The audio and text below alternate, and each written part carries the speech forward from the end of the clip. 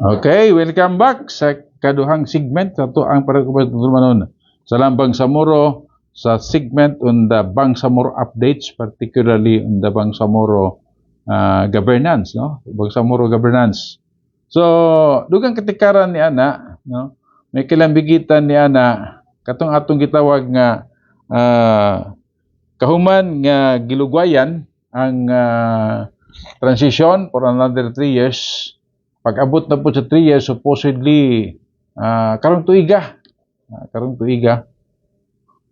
Particularly, doon na date nga gihisgutan. October, karong nga tuig dapat. Wala na po siya na dayon.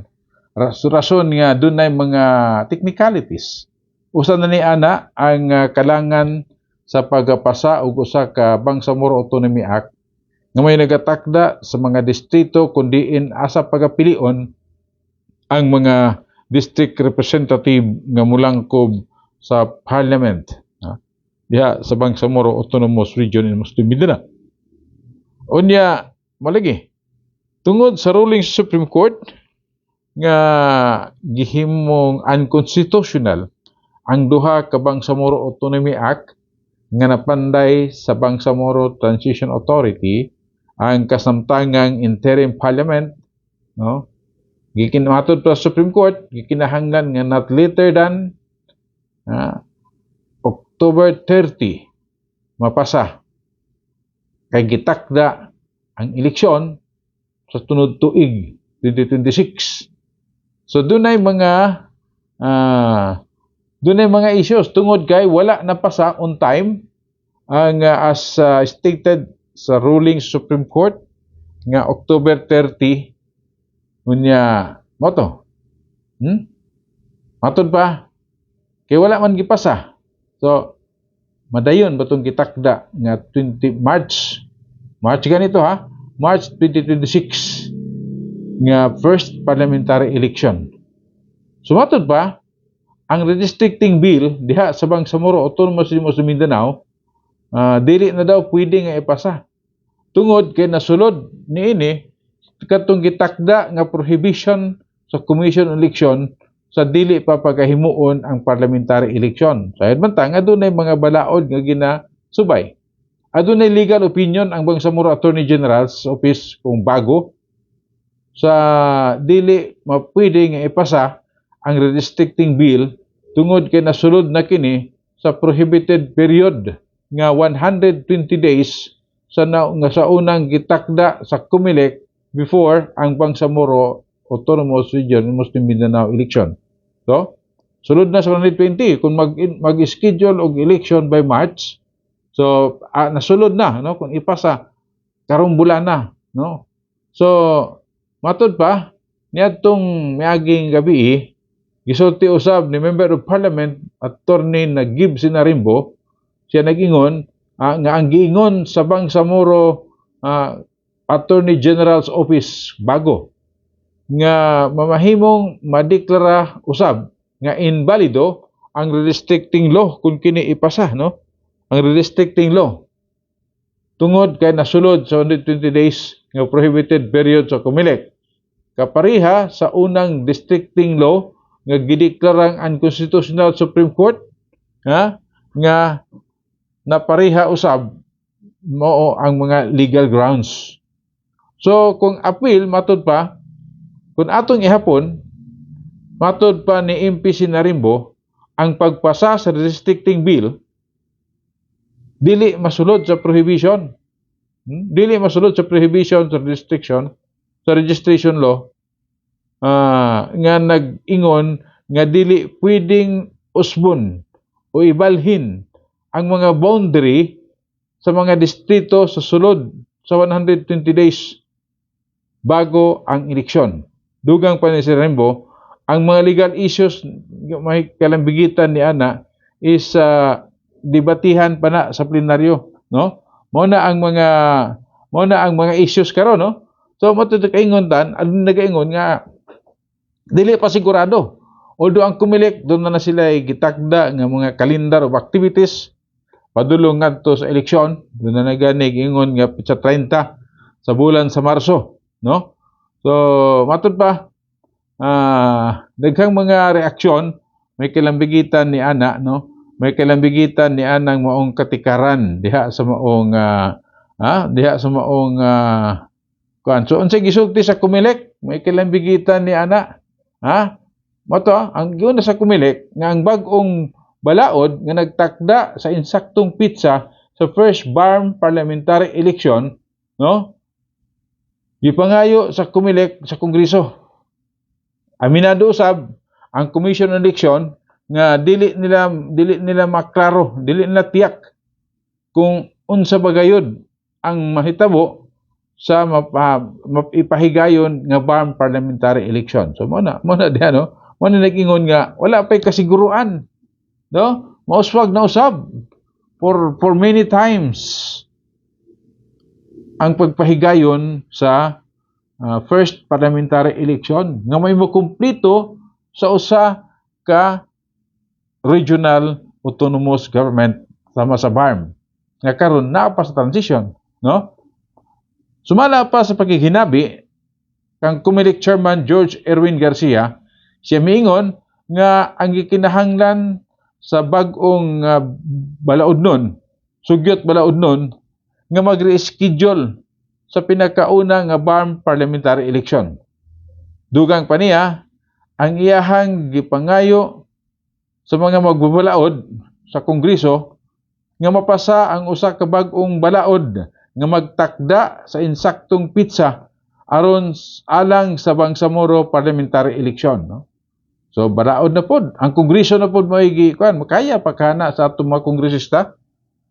Matubang pagkahan niya sa kongresista nga busy man kay sila karon, no? Na busy ang atong mga kongresista gawa sa mga kontrobersya nga ilang giatubang. Unya ang uban pa mga kongresista nakapokus na pod sa ilahang mga kana bitong mga pagpreserba sa ilahang political interest o interest sa pila nila ka mga kaubanan. Ilabi na ngadto sa pagduso og mga lakang, sayod naman tani ana, no? So mo na, no? Matod pa niya, siguro maari nating isaalang-alang ngayon ang pagpasa ng isang batas upang ayusin ang pitsa ng halalan ng Bangsamoro, matod pa ni Chairman Garcia. Matod pa kay Garcia, adunay mga ang una nga Republic Act number 12123 nga nahimong hinungdan aron ma-postpone ang eleksyon gikan sa Mayo 12 ngadto sa Mayo 12, 2025 hangtod nga October 13, 2025 apan dili wala gihapon natuman tungod lagi sa desisyon sa Korte Suprema nga nagtakda na usab sa March 31, 2026 nga eleksyon. Mo na, no? Gubot, makalibog. So, ang desisyon sa Supreme Court niadtong October 13 nga ang October 13 ang desisyon sa Supreme Court nga October 13 nga eleksyon dili wala nagtulak or instead nga nahitabo dapat sa March 31 pero sunod tuig na. So kung dili pod kini mamahimong itulak ngadto sa Marso 31, ang Republic Act 12123 nasupak, no? So ang mga balaod kinahanglan nga ayusin, karuhon ang pitsa sa halalan sa Bangsamoro, matod pa ni Chairman Garcia, no? Nagpahayag usab siya sa iyahang kabalaka nga tungod kay hangtod sa pagkakaron wala paghihapon napasa ang bag-ong redistricting bill ang Bangsamoro Transition Authority Parliament, no? Ang direct parliament wala pa sila gipasa, nag-recess na lang sila, no? So gidawat usab sa Comelec nga naa sila sa kanabitawng wala sila nahimutang may kalambigitan sa unsay mahitabo sa eleksyon sa Bangsamoro. So, no? Apan luyo ni ana, giklaro usab sa Comelec ni Comelec Chairman George Garcia nga sila nakatutok sila sa pagsunod sa mga order sa kataas-taasang hukuman. Sige, order sa kataas-taasang hukuman. So, mag-eleksyon. No? So, muna libog. Muna libog, no? Muna naglibog ang katawhan. May kalambigitan ni ana, no? Naglibog usab ang nagasubay kung mag-eleksyon ba og dili, no? Doon na ba eleksyon nga mapahitabo? So, unsa may gisulti sa hanay usab sa Moro Islamic Liberation Front, may kalambigitan ni ana, no?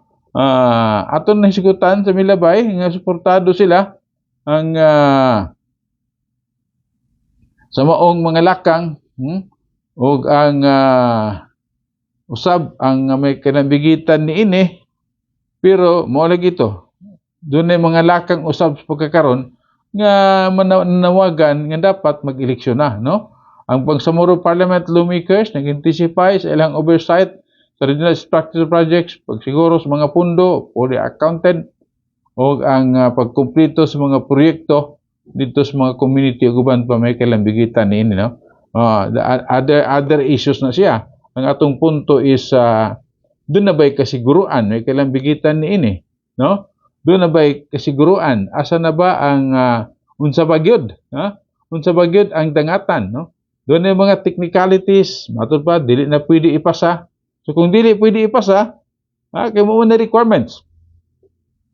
Mo to gi-require, gikinahanglan sa matod pa sa ruling Supreme Court nga aduna nay Bangsamoro Autonomy Act nga naggatakda sa redistricting.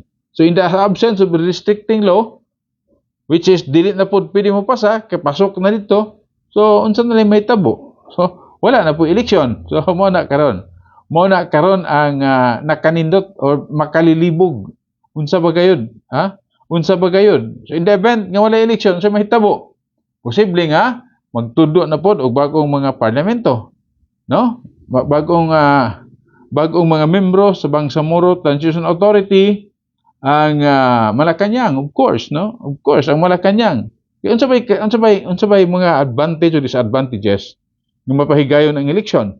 Kung mag-eleksyon, at least ang katawhang Bangsamoro sila natagaan og katungod pag-exercise kung kunsa ang leader nga ilahang ibutang. Whereas kung mapa-eleksyon, ang adunay katungod pagbutang sa mga leader nagpabilin nga naa sa Malacañang, so asa man ang autonomy dihang dapita, no? So sayod ta nga sa milabay nga pag-appoint sa mga bag-ong membro sa Bangsamoro Transition Authority, dunay mga pag-angal sa both sides. Mingon ang kampo sa Moro Islamic Liberation Front nga supposedly sila maoy lead group nga magdumala sa Bangsamoro Transition Authority, pero dunay mga pag-angal kay wala nagituman ang ilahang mga gi-recommend nga mga tao. So dunay ganitoy mga gipagawas nga mga issues nga dili na i-led. Uri panghimakak sa ubang nga quarter may kalambigitan ni ana kay nagpabilin daw nga ana diha. So ingon na nga mga issues. So posible nga mahitabo na pud na, mabalik na pud na nga maong isgutanan, maong mga issue paghisgot may kalambigitan ni ana in the event nga dili na pud siya matuman. Di na pud tuman ang eleksyon tungod na pud sa mga technicalities. Tungod sa mga technicalities, samtang atong gisgutan sa milabay ang pumahayag sa Moro Islamic Liberation Front nga suportado nila nga mapahigayon sa inanali ang eleksyon as schedule kung unsa man ang legal nga schedule may tungod ni ana. Pero doon ay mga karon, no, atong nasayran sa atong mga paghisgot nga doon ay mga technicalities may kalambigitan gihapon, no, kung mapadayon ba as scheduled gitakda sa conditional mo gutong giingon Supreme Court. Ang dili lang kondisyon, ang klaro lang naman dito ang katong atong ingon nga ang katong pagdeklara nga unconstitutional. Ang unconstitutional sa katong duha ka Bangsamoro Autonomy Act. Mo'y klaro. Mo'y klaro nga kuno sa pero kay gisumpayan man nga kinahanglan nga mapasa ang bag-ong Bangsamoro Autonomy Act.